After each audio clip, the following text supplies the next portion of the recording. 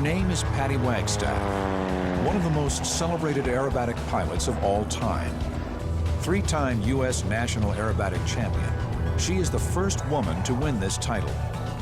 Because of her achievements, Patty has been honored by the Smithsonian Air and Space Museum as a pioneer of flight, and her Goodrich Extra 260 aircraft occupies the same gallery at the Smithsonian as Amelia Earhart's Lockheed Vega.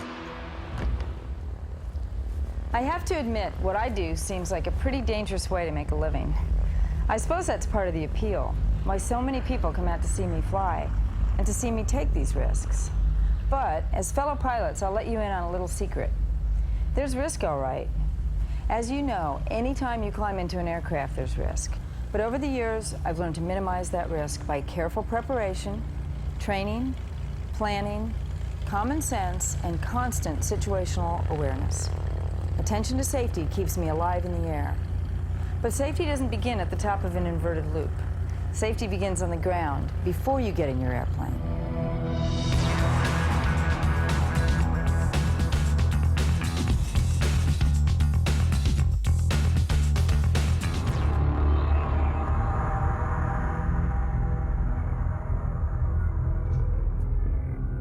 As pilots, most of us have seen a great deal of change in airport operations over the past few years. Today, there are nearly 70 million tower operations annually, and the number is growing each year. Pilots are challenged with more and more complex air traffic procedures, more complicated airport layout design. More and more, it is an environment of very real risk.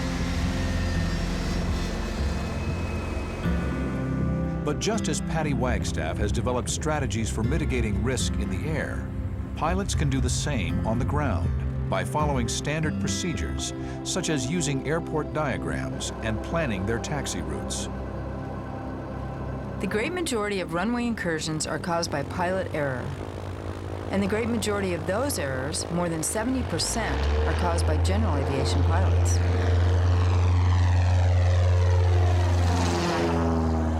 Those of us who have been flying for a while remember that they didn't teach us much about runway safety back in the days when we were in training. In recent years, that's changed. The FAA has developed a number of educational programs and strategies to help pilots improve runway safety. In fact, with more than 650,000 pilots and more than 240,000 aircraft all conducting millions of operations around the clock, it's amazing how safe our airports are.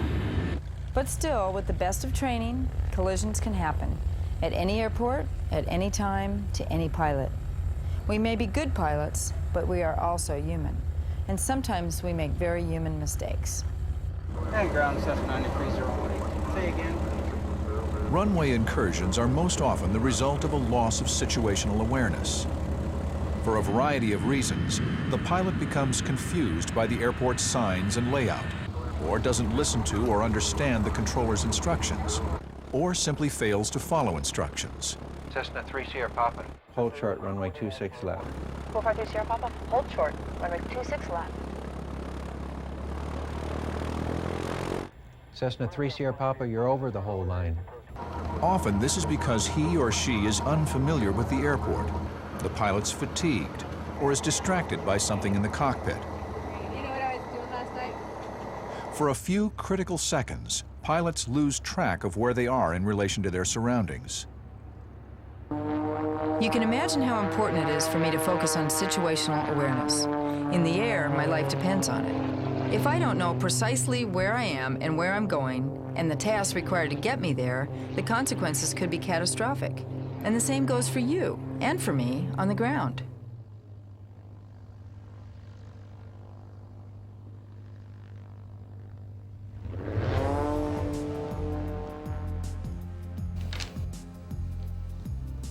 One of the first keys to situational awareness is attention to detail even before you start your engine. Just as we always study area charts and weather information before we fly, it's important to be thoroughly familiar with the airport's layout before we taxi. Every airport is different, so it's important to obtain and study airport diagrams. Pay particular attention to complex or confusing runway and taxiway intersections, and runway thresholds. Some airports publish hotspots on their airport diagrams. For example, intersections, where pilots should be especially vigilant. Obviously, we should make a similar study of the airport at our destination. Once you are thoroughly familiar with the airport layout, make sure you review the signs you will encounter as you taxi toward the active runway. Some simple phrases can help you remember what the signs mean. Black square, you're there. These black signs tell you which runway or taxiway you're on right now. Yellow array points the way. These yellow signs with black arrows point you toward a runway or a taxiway, or toward a destination, such as a ramp. If you see white numerals on a red sign, remember, red and white, runways in sight. This type of sign shows the hold position for the runway. Remember, yellow markings represent taxiways, and white markings represent runways. There are some important things we can all do to avoid runway incursions. Things we probably all know, or have known but forgotten, or that we sometimes overlook because of distractions. Some of these things are simply plain old common sense. Always look, listen, and expect the unexpected. Minimize distractions by keeping a sterile cockpit while taxiing.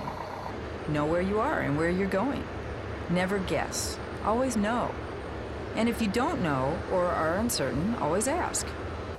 And that brings me to a word or two about the best ally we pilots have at a Howard Airport, the air traffic controller. Runway 25 left at Delta position and hold traffic on the Delta.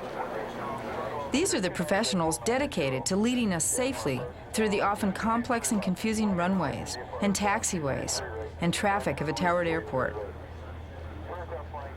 Cessna 6 Sierra Papa turning base at the 605 freeway. Report turning final. The pace of air traffic communications can be confusing, even overwhelming. We should not feel hesitant to ask controllers to repeat an instruction, to ask for progressive taxi instructions if we need them. Narrow ground, Cherokee 32123. Request progressive taxi instructions, please. November, Charlie, Bravo. If you don't know, ask. If you aren't sure, verify. When communicating with air traffic control, always listen before you transmit. Cessna 3284 Delta, holding position, runway 19 right. Also, listen to what the controller is saying to other aircraft. It can have a critical bearing on your safety. Again, maintaining situational awareness at all times is key. Be sure you understand all air traffic control instructions. If you receive a clearance you don't understand or is contrary to your position on the airport, you should verify the clearance. Cessna 453 Sierra Papa. Runway 19er full length, clear for takeoff. Tower Tower, Cessna 453 Sierra Papa. Is at Bravo 3. Verify we're still cleared for takeoff. Cessna 3 Sierra Papa. Negative, hold your position. 453 Sierra Papa. Holding short, runway 19 at Bravo 3. Runway incursions occur most frequently when pilots enter or cross a runway without authorization. Typically, communication between the pilot and air traffic control is good. Pilots hear and read back hold short instructions and know what they're supposed to do. Cessna 93018, hold short, runway 26 right. But they cross hold short lines or taxi on the runway without authorization anyway. Always read back all hold short instructions. Arrow 1504, hold short, runway 6 left. Arrow 1504, hold short, runway 6 left. A simple Roger won't do.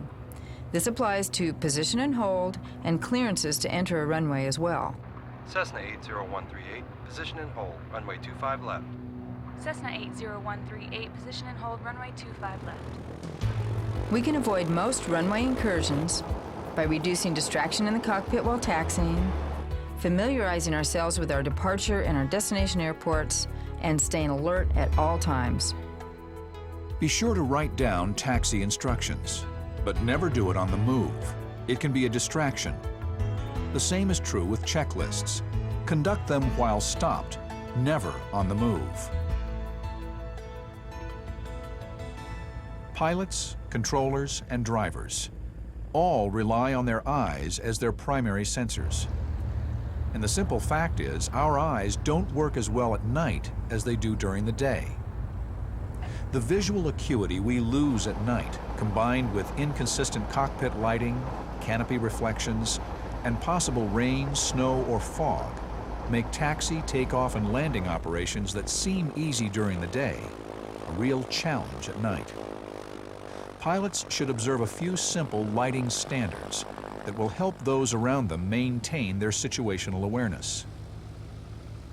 When taxiing into position and hold, turn on all exterior lights except landing lights. This will make your aircraft more conspicuous to other aircraft on final. Don't turn on your landing lights until you have been given clearance to take off. If you see an aircraft with its landing lights turned on, it's a clear signal that that aircraft is moving or is about to move down the runway for takeoff. When instructed to cross a runway, turn on all lights, including landing lights. The exception would be if your lights would interfere with someone holding or approaching from the other side of the runway. Also, when you line up for departure at night, consider lining up about 3 feet to the left or right of center line, so another pilot on final can more easily distinguish your aircraft from the runway lights. Some people think that to be a professional pilot, you have to make your living flying. Well, there's another way to define professional. A professional pilot is a pilot who knows and understands the fundamentals of operating his or her aircraft both in the air and on the ground. And the second mark of a professional is a desire to always be better. Not just to be a good pilot, but to constantly improve our skills and techniques until we are better pilots. And that's what we're about here today, to review the fundamentals that will make us better pilots as we operate on the runways and taxiways of our airports. In many ways, it takes more knowledge and skill than it takes to fly. So, let's review. Always look, listen, and expect the unexpected. Know where you are and where you are going. Study the airport diagram before taxiing. Write down taxi instructions. Conduct checklists while stopped, not on the move. Off, off, off. Be absolutely familiar with airport signs. Keep a sterile cockpit to reduce distractions while taxiing. Identify complex intersections and potential runway crossings. Look both ways before crossing intersecting taxiways or runways. When communicating with air traffic control, listen before transmitting. Cessna 3284 Delta, hold short of runway 19 or left. Listen to what air traffic control is saying to other pilots. 15 Niner Echo Charlie 130 cleared to land. Traffic holding in position. Be sure you understand all air traffic control instructions. Cessna 594 base turn approved. Runway 25 left, clear to land. Ask for progressive taxi instructions if confused. Could you give me progressive taxi instructions? Cessna 3284 Delta, Merrill Ground. Runway 26 right, taxi via Gulf, hold short of runway 26 left. Don't be afraid to ask that an instruction be repeated. Ground, the 3284 Delta, say again. If you don't know, ask. If you're not sure, verify. Please repeat. Squawk 7302. Read back all hold short, position and hold, and runway crossing instructions. A simple roger won't do. Repeat the entire instruction. Cessna 3 Sierra Papa, cross runway 19 or left, position and hold runway 19 or right. 453 Sierra Papa, crossing runway 19 left, and position and hold runway 19 right. Turn on all of your lights when crossing a runway.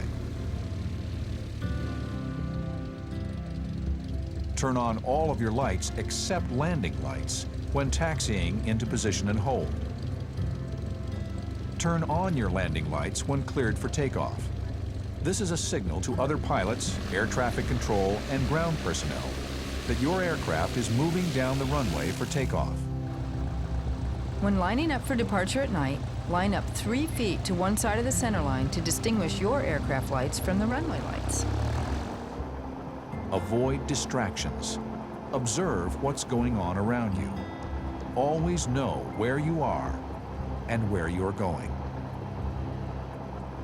If you and I observe these few common sense rules and procedures, it will go a long way toward making the runways and taxiways of our airport safer for our passengers, our fellow pilots, and ourselves. Heads up, hold short, fly right.